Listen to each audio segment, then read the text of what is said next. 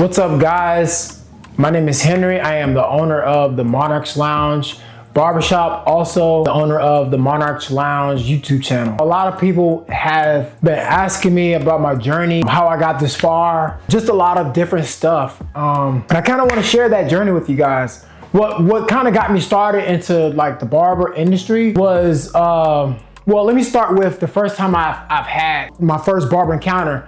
And I would say that I was about, I'm gonna say 15, 16, and there was this guy. He was a little younger than me, man. He was really good at a lot of stuff, you know. He was just in the streets, and you know, I remember he picked up a pair of clippers, like, yeah, I could be the best. And I'm just like, man, I can't let this guy outshine me. He like 2-3 years younger than me, man. So I was like, let me go ahead and get me some clippers. And I saw him do his first haircut, and I'm like, you know, like, if this guy could do it, I could do it too. So I'm like, man, you know, so I gotta get some clippers. So I did it, and I'm not gonna lie, I screwed Buddy up like big time. But that was when I was 15, 16, and then my next barbering encounter was when I was locked up. I was incarcerated 3 years, man. So me and a couple of friends that I used to be friends with, they're not really friends now.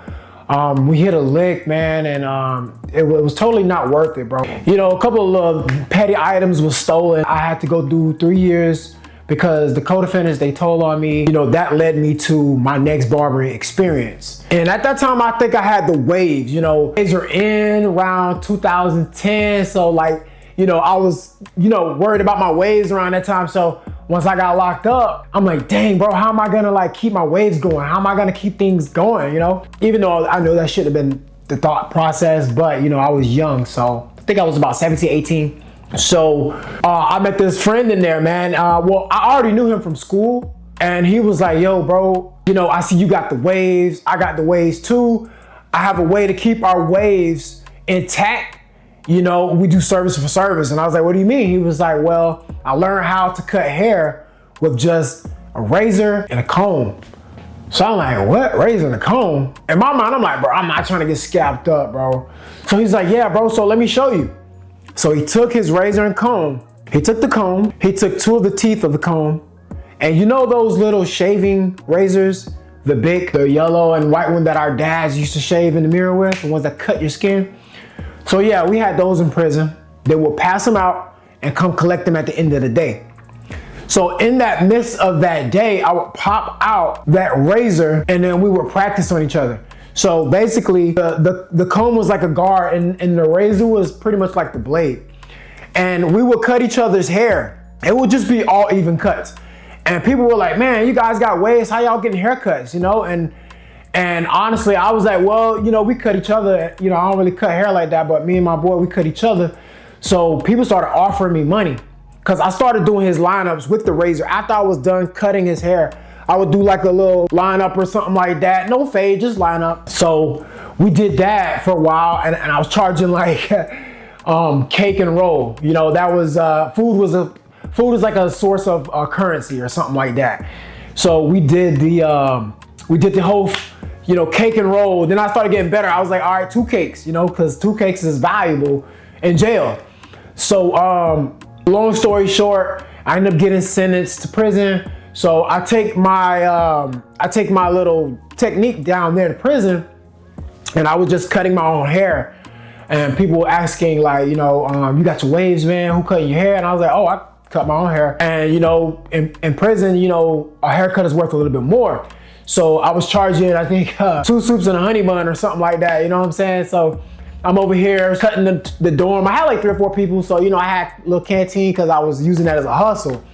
And then I realized, you know, there were guys that were in there for a long periods of time. So they were able to perfect the craft of barbering with just a razor and comb. These guys were so good. Now, mind you, I was only doing even cuts. These guys were so advanced at this stuff. Some of these guys were barbers before they even came inside of the prison. So they already had the concept of how to fade and stuff like that. So these guys would take 3 or 4 combs, different lengths, different size. They doing ball fades, taper fades, all type of different fades, designs. And I was just like, yo, there's no way I can compete with these guys. So yeah, I finished out the rest of my sentence, and I never came back to barbering. And then I got released 2013, you know, life went on. I dibbled and dabbed in the streets, was hustling a little bit. And then I met my wife, man. And my wife kind of spun my lifestyle around because, you know, she wasn't used to being in the streets. My whole family sold drugs. They all hustled and none of them really worked. They worked for themselves. And I understood that as a kid, like, you know, when you work for yourself, you know, you get more money, you do have more freedom, you have more control to do what you want in life versus the people that I knew that had jobs and hated their jobs. So I got into drug selling for a little bit and I made a lot of cash, you know, and there was a time where I was getting so much money that my wife was scared of our future. Like, she was like, man, you need to stop because the next thing, you know, could be more jail time or someone come rob you and, you know, like literally. So right after she told me that, man, long story short, man, I ended up getting, my place ended up getting broken into. And yeah, they took product, they took a lot of stuff. And at that time, you know, I was cutting my hair and cutting people in the neighborhood, like kids and stuff for like $5 or $10. And she was like, look, babe, honestly, I think you should take your craft a little bit more serious and go to school. Hey, that's exactly what I did. So I went to the nearest school. I signed up, put some money down.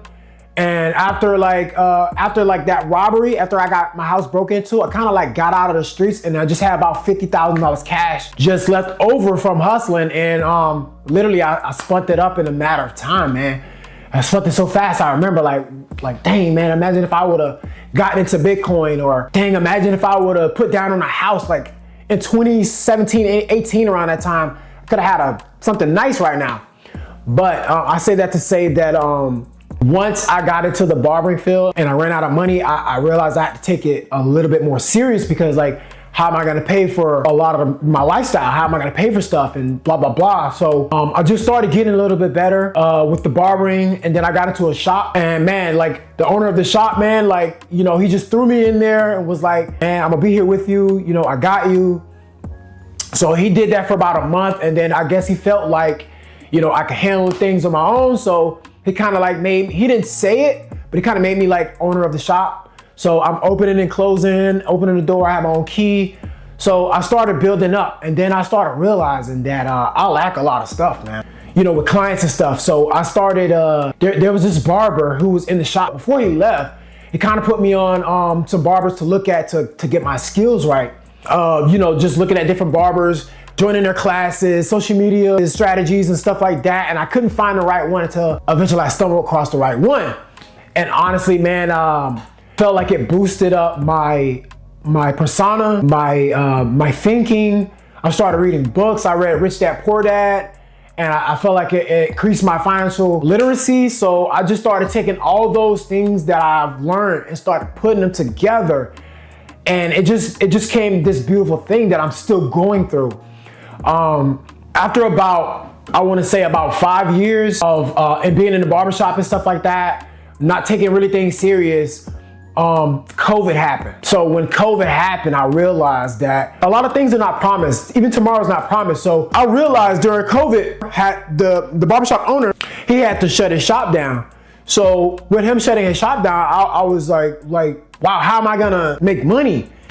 And that was my biggest concern. I was like, you know what? I'm gonna have to, I need to make this a thing. I need to dial in on my clients and being like, hey, you know, I'll travel to your house at double the cost because, you know, with COVID going around, literally I'm chancing my life. And all my clients understood. You know, they all understood that there was a slight risk with the COVID. So they were willing to pay, man. And some clients I was charging, because I think at the shop around that time we were charging like 25, so I was charging 50. The demand got so high for house calls that I eventually started going up on my prices. I went from 50 to 75. And if I was traveling to, you know, another city, I would charge between 100 and 150 to $200. And even the shop owner at the old shop was like, hey man, I'll let you open up the shop. But you know, the thing is, if you get caught in there, you have to be 21 and own up to that, but you got your own key. So, you know, cut at your own will. I'm not gonna charge y'all booth rent because, you know, COVID's going on. So, you know, if you wanna bring your clients in, go ahead and charge them premium price. So I was doing that for a while, but I had more people running on that. So I just started getting more money. And then once COVID came back, I started BSing around, you know, and I spent like the next 2 to 3 years just BSing, blowing through money. And I realized that, you know, I was growing, you know, as far as what I was learning, but I wasn't producing well. And I felt like the environment, because once we opened up, you know, we came back and once we opened up, you know, we came back and everything was basically back to normal. And prices were back to normal. There was an elevation in price and it just stayed there. But everything started getting back to where it was. And I noticed that, you know, the people weren't coming no more because, you know, the old shop owners, man, I would say it was the environment, because I asked a lot of my clients, you know, why did they stop coming, or, you know, why did they wait until I opened up my own private studio to revisit me again? And a lot of them said it was the environment. They didn't feel treated as they were waiting. Other barbers didn't, you know, greet them. They liked the fact that how I greeted them. They just didn't like the environment that I was in. And a lot of them was telling me that you're bigger than this place, man. This is a nice shop, but you know, you need to spread your wings a little. And at that time, I think I've been a barber for about 4 or 5 years. So I wasn't really making money like that, man. I was still spending the money that I had before I got into the barber game. So around this time, I probably had about 20 grand, maybe 15 grand left. And honestly, man, I was just getting myself into more debt and messing up, not taking life serious. And then I think I was on my last like 9, 10 grand, 12 grand maybe.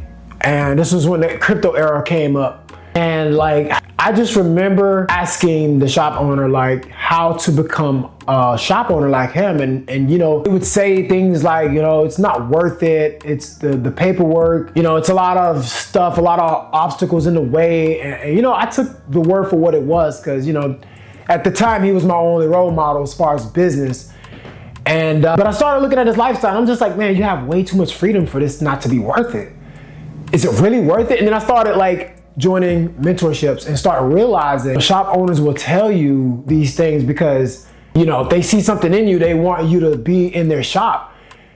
But I look at it like this, you know, I feel like where he went wrong was, I'm not gonna say, like I said, I'm not gonna say he's a bad guy, but where he went wrong was he gave me more information and treated me more like, you know, a valuable shop owner, because I was there about 5 years and I've saw so many, at least 20 to 15 barbers come to that shop and leave. And the only reason why I stayed was because I believed in the dream that he sold me. And also I had money left over from being in the game. So I would say I was a little bit comfortable, a little bit. And the barbers that would come in didn't have any money. So they saw that they weren't making money after being there for 2 to 3 weeks. They would hit it and was like, bro, why are you here? And I'm like, well, I'm making money. And you know, most of the clientele was coming to me anyways. So let's fast forward the script. I would say about 2, 3 years ago now, I made a decision. I came to the conclusion that I'm just gonna be here in a revolving door. You know, I started finding myself, you know, wondering if I was in the right field and how could I get in another, you know, like another job, or how can I get something else that can help this, man? And like I said, I started reading Rich Dad Poor Dad. Once I read that book, it lit a fire under me that I've never experienced in my life. And I took that momentum and started looking into YouTube and seeing what people were doing. I came across this guy. I saw he had a shed that he had turned into a barbershop. I was like, man, how can I mimic this? So I hit him up and he was like, yeah, bro, I do this, blah, blah, blah. I don't have a license, but a barbershop license, but I do this, but I'm going. And I think he ended up going mobile, which is he's doing really good. Yeah, so I took the idea. I had about 8, 9 grand left, maybe 10, 12. And I bought my shed. I bought a shed for like $6,000, $6,500, and started renovating it. It took me about a year because I was taking Saturdays off. I recently told the shop owner that I had got like a gig on the side. The whole time I was building my shed, man, because I didn't want any bad blood between us, because at the end of the day, it's a business. And if I'm planning on going away, then he might not treat me the same, or I might not get the same respect, or he might try to put someone else in here and fill up the spot so that, you know, at the end of the day, he gets his money too. But that's also taken away from me because, for one, it was not a lot of clientele coming in there from the beginning. So As time progressed, I brought up the news to him and just let him know, hey, I'm moving out and I'm just gonna start my own journey. I'm gonna do my own thing, man. And he shook my hand and he said, you know, it was great doing business with you. Good luck on your journey, man. And it's safe to say that this June 5th, 2026 will make 3 years being in my own private studio. And honestly, I would say it's been the best 3 years of my barbering career. I've had highlights, you know, I've made, you know, since I've been in my own establishment, I've made double, triple the money. I was paying him a certain amount of money, booth fee. Now since the day that I left, I started reoccurring payments to myself, the same amount of money of the booth rent that he was charging me. I would pay myself in another account, which would light another fire under me to make me want to replace that 175. And I used it to snowball debt. And that's how I ended up in this spot where I am today. So that's my backstory. That's how I came into the barbering industry. And I just started joining mentorships. I'm in 2 mentorships right now. I honestly felt like it helped me, push me forward. I joined different social media courses. I had to spend a lot of money to get where I'm at, to understand what I needed and what I didn't need. And honestly, it's progressed me to a point where I now want to teach and give out lessons and just do what my mentors are doing, because, you know, in order to be great, you have to follow greatness. You have to be a follower before you be a leader. And right now in this journey, I'm still a follower, but I'm developing leadership skills and leader qualities. So, and people started noticing that, and I'm getting a lot more people asking me about education and mentorship and stuff like that. So I say that to say, if you guys have dreams out there, whether it's a barber, nurse, or like, you know, whatever it could be, construction, all I'm gonna say is, whatever it is, make it your own. You know, don't be afraid to ask people things. Don't be afraid to ask how people got in their position that they're in, because most of these people are excited to tell you how they got in their position, man. Like you won't believe. When people ask me, I'd be ready to spill the beans. So if you're having thoughts about becoming your own thing, your own entity, or, you know, want to start like YouTube or whatever the case may be, I'm gonna say, go for that dream.